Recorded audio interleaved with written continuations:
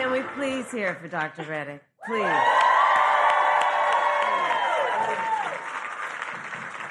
Please have a seat, everyone. Please have a seat. It's so good to be back in Atlanta. Thank you all.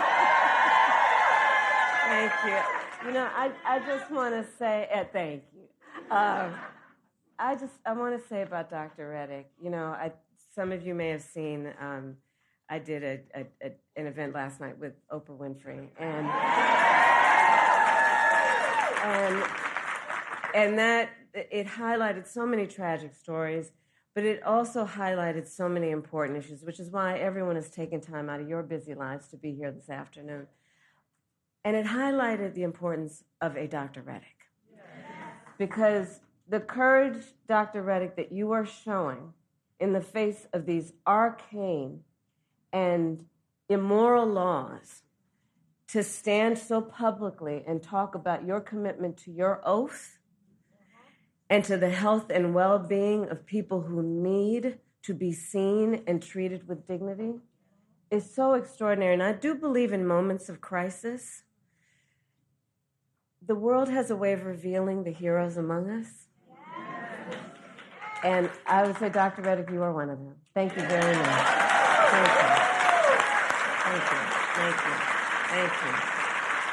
And thank you to all of the elected and community leaders who have joined us today. Thank you, everybody who is here. So, Georgia, this election right here is a fight for the future. It is a fight for the future, and it is a fight for freedom. For freedom. And we know in America, freedom is not to be given. It is not to be bestowed. It is ours by right. It is ours by right.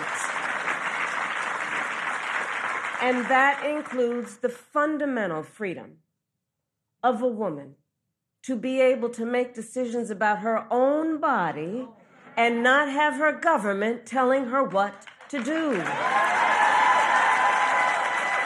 Yes, we must trust women. And we all know how we got here. When Donald Trump was president, he hand-selected 3 members of the United States Supreme Court, the Court of Thurgood and RBG, with the intention that they would overturn the protections of Roe v. Wade. And as he intended, they did. And now more than 20 states have Trump abortion bans. Extremists that have passed laws that criminalize healthcare providers, doctors, and nurses, and punish women. In 2 states of those states, they provide for prison for life. Prison for life for healthcare providers for simply providing reproductive care, the care they so earnestly and rightly believe must be delivered. All Trump abortion bans. And think about this. Many of these bans make no exception even for rape and incest. Now, many of you know I started my career as a prosecutor, specializing in crimes of violence against women and children. What many of you may not know is why. So when I was in high school, my best friend, I learned, was being molested by her stepfather. And I said to her, look, you got to come and stay with us. I called my mother. She said, of course she does. And she came and she stayed with us. And so I made the decision early in my life that I wanted to do the work that was about protecting the most vulnerable among us and doing the work that was about giving them dignity in the process. And so, thank everybody here for being here, standing in solidarity around the importance of that.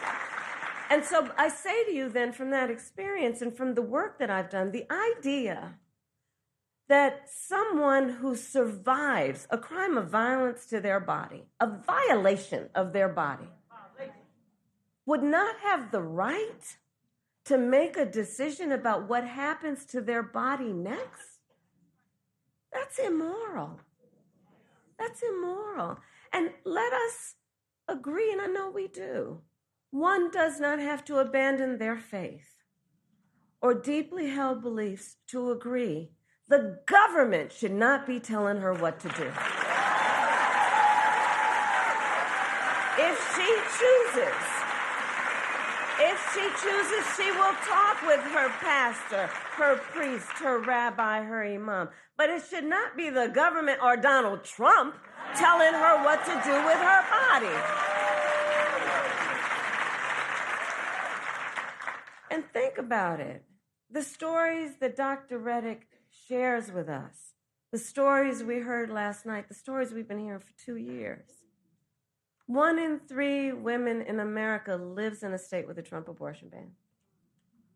This includes Georgia and every state in the South except Virginia.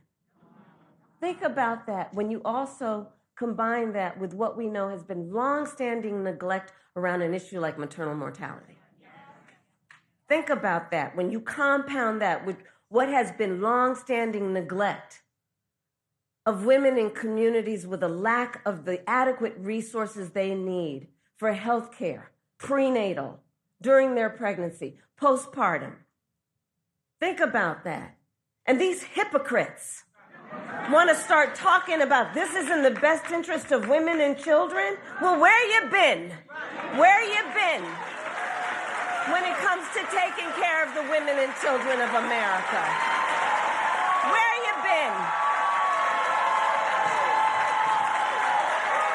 How dare they? How dare they? Come on. And we understand the impact of these bans and the horrific reality that women and families, their husbands, their partners, their parents, their children are facing as a consequence every single day.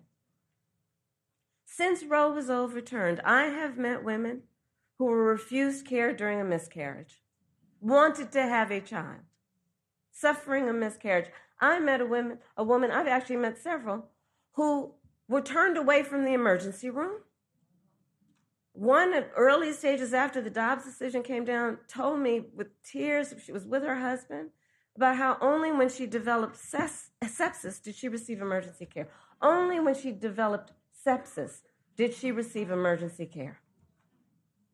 And now we know that at least 2 women, and those are only the stories we know, here in the state of Georgia, died because of a Trump abortion ban. One, and we heard about her story last night, a vibrant 28-year-old young woman. She was ambitious. You know, I talked with her mother and her sisters about her, and they described such an extraordinary life of a person. She was excited. She was working hard. She was a medical assistant. She was going to nursing school, raising her 6-year-old son.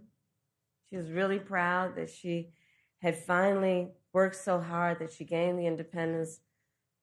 Her family was telling me that she was able to get an apartment in a gated community with a pool for her son to play in.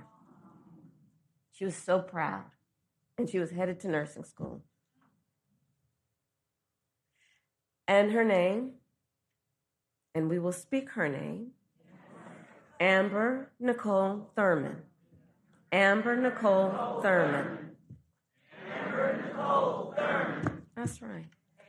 And she had her future all planned out. And it was her plan. You know, let's understand, just take pause on that for a moment. She had her plan, what she wanted to do for her son, for herself, for their future. And so when she discovered that she was pregnant, she decided she wanted to have an abortion. But because of the Trump abortion ban here in Georgia, she was forced to travel out of state to receive the health care that she needed. But when she returned to Georgia, she needed additional care. So she went to a hospital. But you see, under the Trump abortion ban, her doctors could have faced up to a decade in prison for providing Amber the care she needed. Understand what a law like this means. Doctors have to wait until the patient is at death's door before they take action. You know, on the other side of my, you know, the other folks, Trump and his running mate, and they'll talk about, oh yeah, but I do believe in the exception to save the mother's life. Okay, all right, let's break that down, shall we? Let's break that down. Let's break that down. So we're saying that we're going to create public policy that says that a doctor, a healthcare provider, will only kick in to give the care that somebody needs if they're about to die? Think about what we are saying right now. You're saying that good policy, logical policy, moral policy, humane policy is about saying that a healthcare provider will only start providing that care when you're about to die?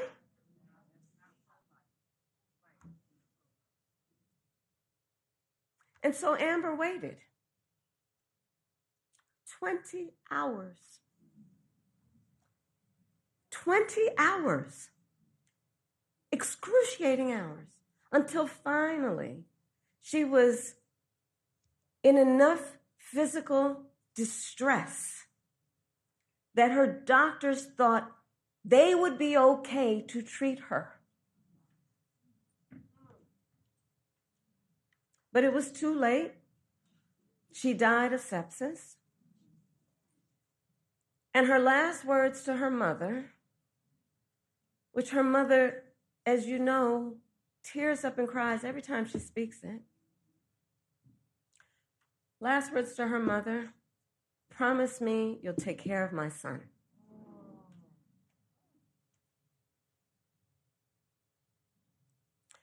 So I met last night and I spent time with Amber's mother and her sisters, and they spoke about Amber, a daughter, a sister, a mother, with the deep love that you can imagine, and how terribly they miss her. And their pain is heartbreaking. It's heartbreaking.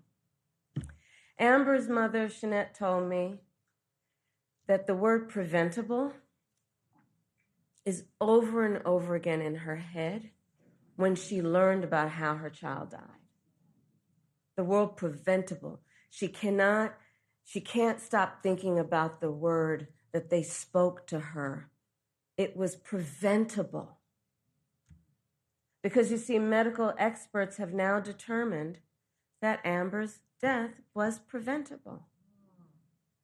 And through the pain and the grief of her mother, who courageously told her story, I promised her, as she has asked, that we will make sure Amber is not just remembered as a statistic.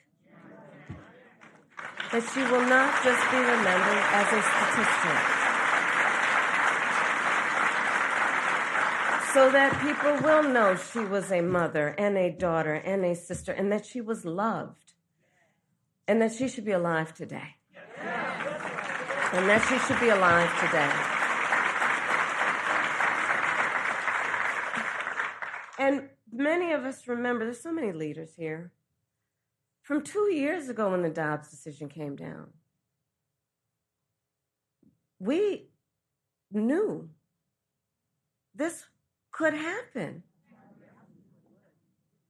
There is a word preventable, and there is another word, predictable.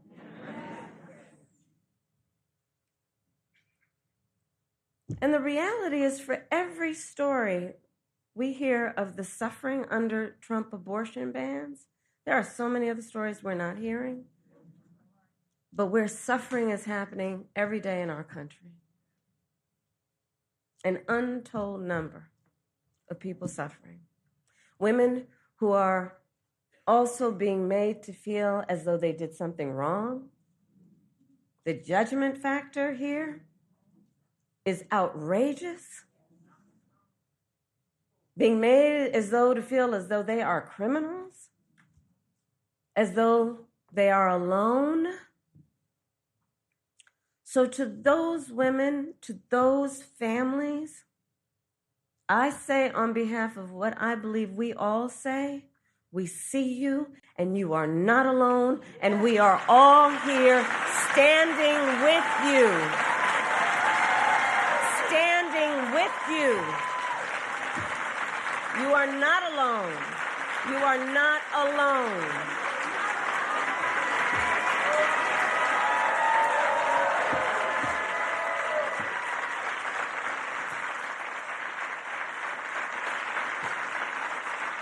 So Georgia, we will not be silent. And we will not be silent. But this is a healthcare crisis.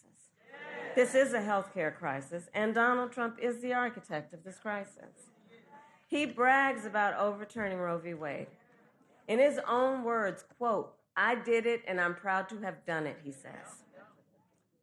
He is proud that women are dying, proud that doctors and nurses could be thrown in prison for administering care, proud that young women today have fewer rights than their mothers and grandmothers. How dare he? How dare he? And in our debate last week, well,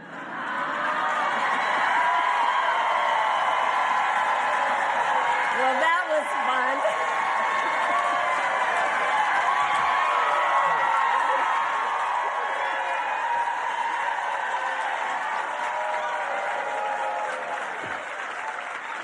And I know everyone here paid attention to the words, though. The words, right? I'm trying to get another debate. We'll see. But in our debate last week, remember when he said everyone wanted Roe v. Wade to be overturned? Well, exactly. I don't know who everyone is either. Because women have been arrested and charged for miscarriages. They didn't want that. I was speaking with a physician who is here, who has in her professional experience been administering care to girls. And what we know is that 12 and 13-year-old survivors of assault are being forced to carry a pregnancy to term. They didn't want this. And couples just trying to grow their family being cut off in the middle of IVF treatments, they didn't want this. No. And on that last point, you probably saw this week for the second time, Republicans in the United States Senate blocked a bill that would protect access to IVF treatment. Now consider, among the multitude of ironies, the fact that on the one hand, these extremists want to tell women they don't have the freedom to end an unwanted pregnancy. And on the other hand, these extremists are telling women and their partners they don't have the freedom to start a family. Okay. And they want to restrict access to contraception as well. And now Donald Trump says that he would personally cast his vote in Florida, which is where he now lives, to support their extreme abortion ban, just like the one that is here in Georgia. And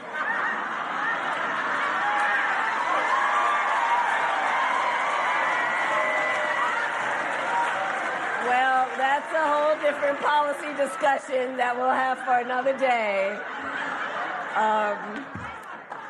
But let's understand, if he is elected again as president, Donald Trump will go further. But we know what we're up against, and we must speak of the stakes. We must remind, everybody here knows, but we got to remind our friends, our neighbors, our co-workers, the stakes are so high. Because if he is elected again, I am certain he will sign a national abortion ban. which would outlaw abortion in every single state. And he would create a national anti-abortion coordinator. Look at Project 2025. And force states to report on women's miscarriages and abortions. It's right there. I can't believe they put that Project 2025 in writing. They literally put it in writing. They bound it. They handed it out. I mean, they are simply out of their minds.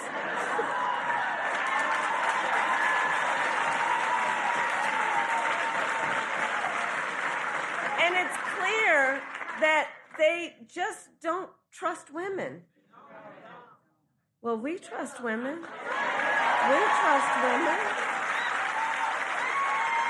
And like Dr. Reddick said, when Congress passes a bill to restore reproductive freedoms, as President of the United States, I will so proudly sign it into law. I will so proudly sign it into law. Proudly sign it into law. So, 46 days to go. And let us remember that momentum on this and so many issues, momentum is on our side. Let's remember, since Roe was overturned, every time reproductive freedom has been on the ballot, from Kansas to California to Kentucky, in Michigan, Montana, Vermont, and Ohio, the people of America have voted for freedom. The people of America have voted for freedom. And not just by a little, but by overwhelming margins, from so-called red states to so-called blue states, providing and making clear also, this is not a partisan issue. This is not a partisan issue. And it is proving that the voice of the people has been heard and will be heard again. And will be heard again. So, 46 days to go in probably the most consequential election of our lifetimes. And with that, then, today I ask Georgia, are you ready to make your voices heard? Do we trust women? Do we believe in reproductive freedom? Do we believe in the promise of America?